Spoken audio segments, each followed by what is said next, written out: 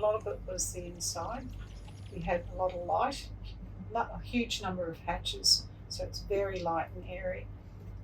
Front cabin was a major factor because it's such a lovely big cabin. It's beautiful, and the bed's huge, and you've got the beautiful windows on the side, so you can lie in bed and slide open the window, and there's your view. You don't even have to get out of bed. And for me, it was more about the sailing aspects. The Dufour is the production boats, I guess, and there's an element of being aimed for the charter market, but the Dufour seems more of a boat made to sail. I like the lines of it, and we've got the slab reef main, and I put a full Genoa on it, and we've got the sailing track, so I've got all the adjustments there if you want to use it, and it just sails so effortlessly and fantastically. I'm just so really happy with that. But to get to that point, we essentially looked at all the main production boats and then narrowed it down, having a look at them in various places, comparing the quality, comparing the layout and the things that were important to us. And we got down to, I think, the Dufour and a competitor. I organised a trip down to Sydney just before we placed the order and compared the two. There wasn't a 470, so Bob got us on 530 just to compare. And the quality of the Dufour was so much better than the other one. It just made our mind up, and we thought, well, what are we doing?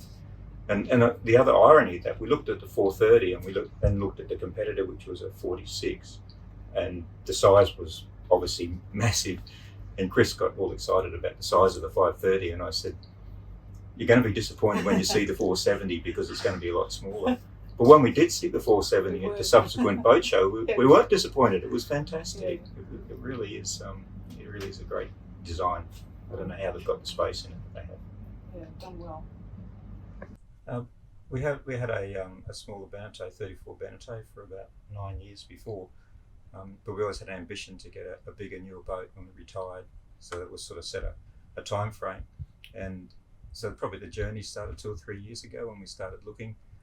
Initially, we thought we would get a good quality second-hand boat for perceived cost of new boats. But when we looked at it, second-hand boats just weren't available, good quality ones.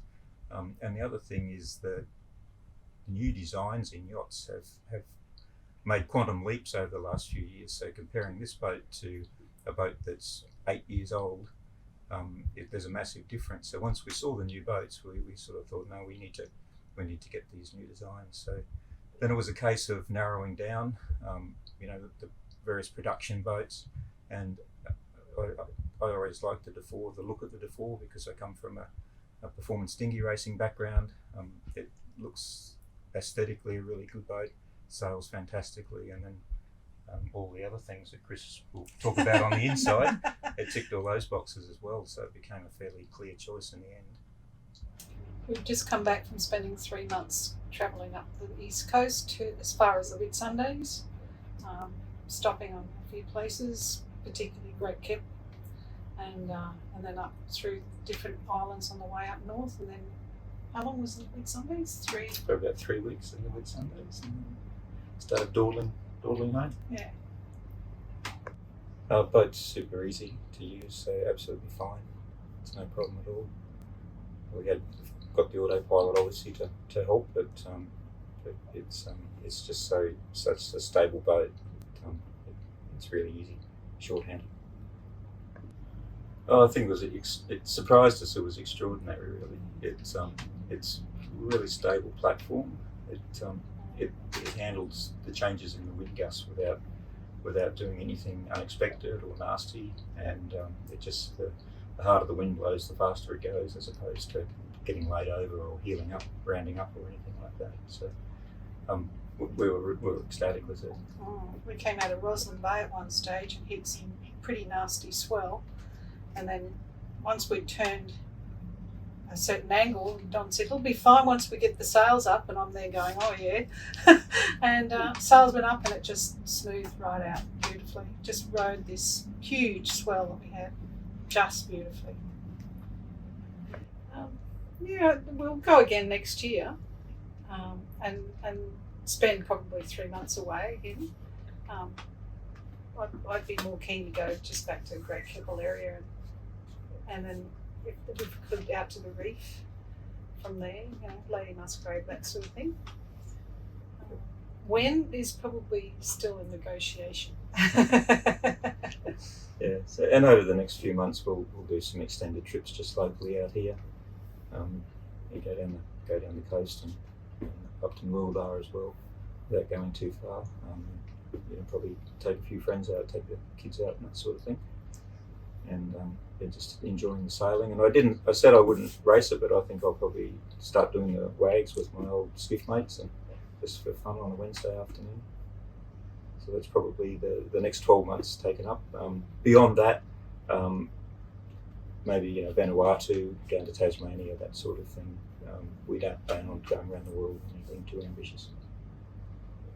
I guess the advantage we had, because we had a boat for 8 or 9 years, we knew exactly what we wanted in our ideal boat, I guess, and we were fairly clear on how we were going to use it. And so I think if anyone's looking at a boat, first understand how you want to use it. Otherwise, you'll get very confused by all these opinions on you need a deep keel, you need a infurling main, you need a mast furling slab reef main. You need to, in your own mind, understand how you want to use the boat first, and then pick people's brains and have a look at different boats. And it comes back to your experience too. What sort of experience you've got will help with those decisions. The interior, from a female, the woman's point of view, I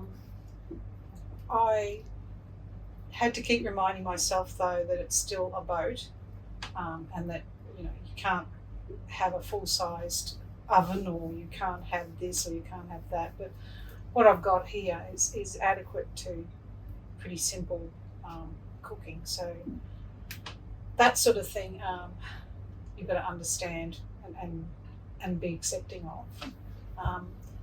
I love the fridges here because they're 2-drawer fridges.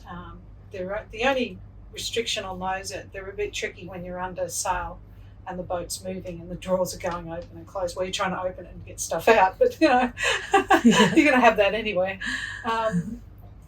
So understand how you want to, that it is a boat down below here, but you're still very comfortable.